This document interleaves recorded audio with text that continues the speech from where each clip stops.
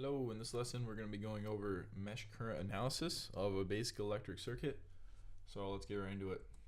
For our circuit here, you can see we have 5 resistors and 1 independent voltage source. And let's just say, in theory, we wanted to find power output somewhere in this circuit. We can use the mesh current analysis to do this. And the first step is to label your meshes. A mesh is basically a section of the circuit with no wire inside. So for example, if we were to put a piece of wire across this mesh, this would no longer be a mesh. This would be 2 meshes. There would be a mesh 1 here and a mesh 2 here. Basically we would divide it into 2 because now there's a wire in between. There's a parallel piece of wire within that little section of the circuit. After you've labeled each mesh, you can go ahead and assign each one a independent current source. So here we have I1, I2, and I3. Other common subscripts are A, B, and C. And I also labeled them clockwise direction. Okay, so they're circling each of their own meshes in the clockwise direction. You can also select counterclockwise. Just make sure they're all the same direction or it's going to be bad news. So now that we've identified how many meshes we have, assigned each one their own current source and a direction, now we write 3 equations for each current source. And we do that using both Kirchhoff's voltage laws and Ohm's law. So for this problem here, we are presented with 2 questions. We want to find power output of the 80 volt independent source. So the power through that is going to be V times I. That will give us watts. Then the power through the ohm resistor is going to be I squared times R. So we need to find I1 and I3 clearly. And lastly, we need Ohm's law. And I will show you why in 1 second. And that is simply V equals IR. So for most of these, we have R, right? We have lots of resistances. For this one, we have the voltage. And what we're going to do for each element in the circuit, so let's just look at mesh 1 here. We're going to look at mesh 1, I1. For each one of these elements, we're going to want to find the voltage. So let's go ahead and do that right now, and I will show you how this is going to work. So we have I1 is equal to, let's start the 80 volt. So we're going from negative to positive, and that actually is negative. It's a voltage rise, which comes out negative. Just remember, as the sign on the opposite side, just flip it. And it's that simple. So if this was negative, it'd be positive. Positive, negative, and so on. Then we're going to want to add 5 ohms. So here we've solved for our first voltage, right? We're using Ohm's law, so we solved our first voltage. Now we're solving our second, so it's going to be resistance times current. So we have our resistance, now we need our current. It's going to be I1 minus I2. And I drew that here, I depicted that. You can see the arrows coming in, and the I2 current is going against it. Therefore, it's going to be subtracting it, making the overall current smaller. And then we're going to add 26, multiply that by I1 minus I3. Again, same thing. Resistance multiplied by current. I1's going through, I3 is fighting it on the other end. So that's our first equation down. Our second equation, let's start at the top there, at the very top resistor. We have 30 multiplied by I2. There's nothing going against it. You can see that up here. Look at the arrows.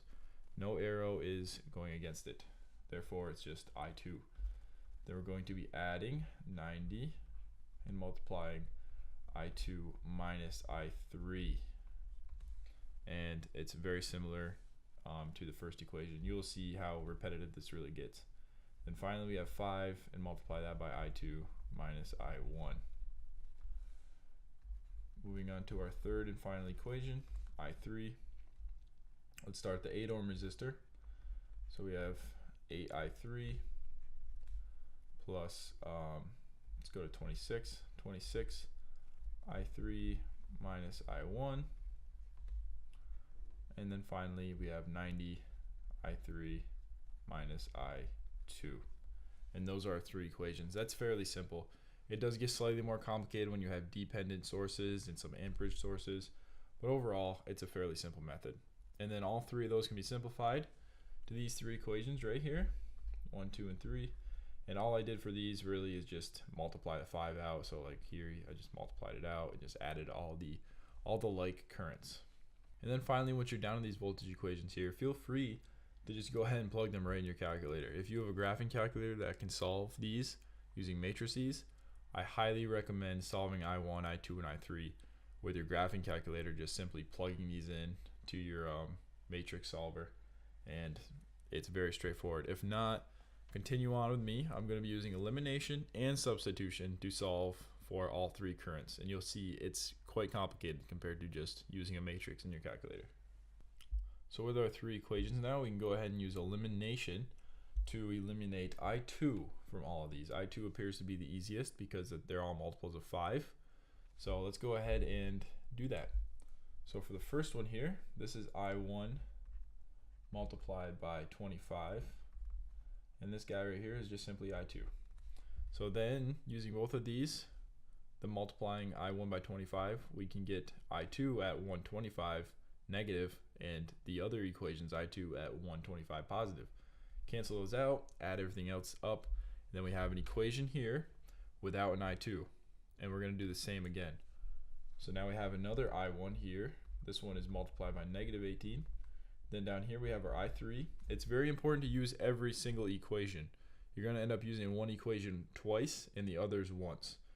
And then we can go ahead and cross out the 90i2 here again. And you want to make sure you can cancel out the same variable for all of them.